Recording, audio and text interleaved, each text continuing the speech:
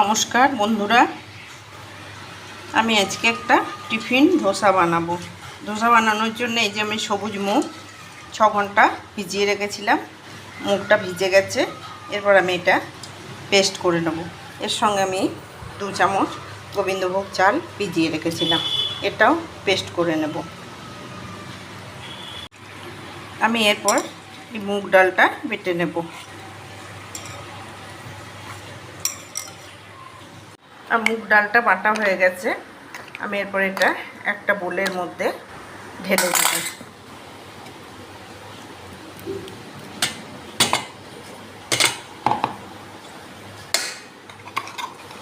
খুব বেশি জল দেব না, এইরকম মতো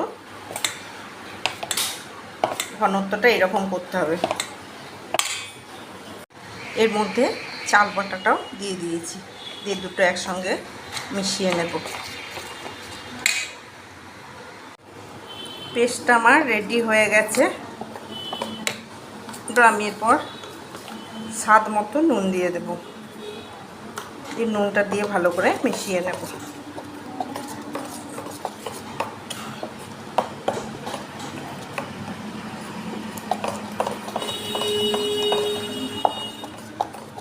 ব্যাটারটা আমার রেডি হয়ে গেছে। জন্য আমি মশলা বানিয়ে নেব।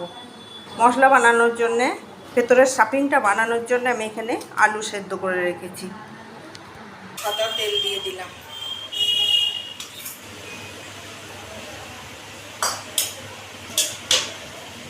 এটার মধ্যে হিং দিয়ে দিলাম। আমি এখানে টমেটো, গাজর, আদা, ধনেপাতা, লঙ্কা কেটে রেখেছি। এইগুলো দিয়ে এই আলু সেদ্ধটার সঙ্গে দিয়ে পুরটা বানিয়ে নেব। এর মধ্যে একটু সর্ষে দিয়ে দেব।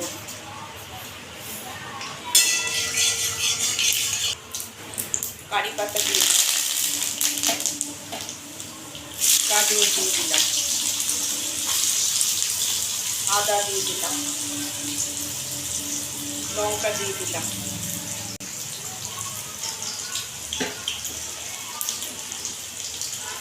টমেটো দিয়ে দিলাম। এইগুলো সব ভালো করে ভেজে নেব। আলু সেদ্ধটা দিয়ে দেব।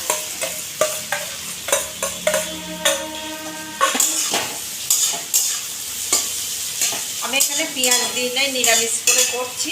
আপনারা ইচ্ছা করলে এখানে পেঁয়াজ দিতে পারেন।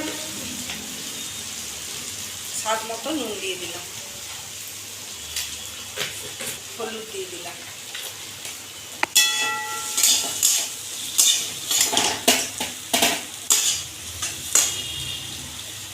ধনে পাতা দিয়ে দিলাম।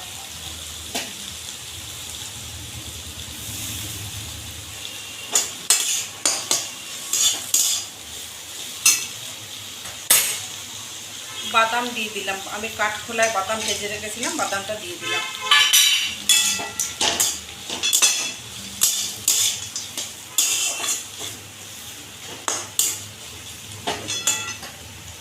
আমি এর মধ্যে 1 চামচ সাম্বার মশলা দিয়ে দিলাম।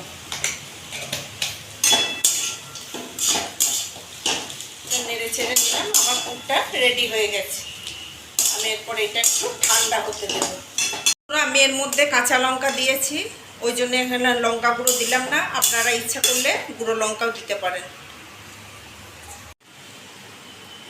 আমি এটা একটা পাত্রের মধ্যে ঢেলে ঠান্ডা করতে দেব।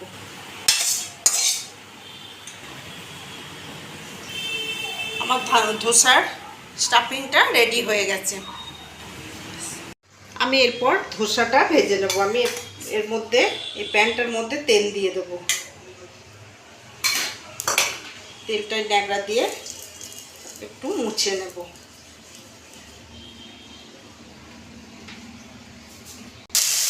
টেম্পারেচারটা দেখার জন্য একটু জল ছড়িয়ে দেবো।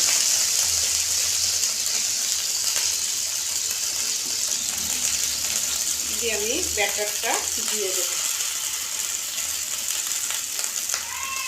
ব্যাটারটা এরকম একটু স্প্রেড করে নেব।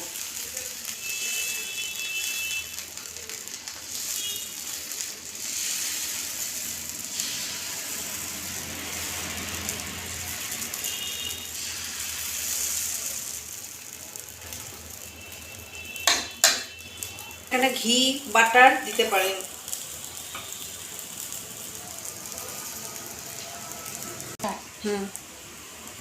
আমার এটা হয়ে গেছে, ছেড়ে আসছে। আমি এর মধ্যে এরপর স্টাফিংটা দিয়ে দেব।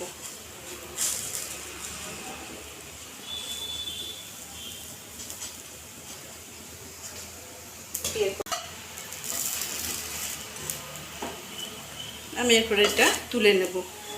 আমার এই মশলা ধোসা রেডি হয়ে গেছে।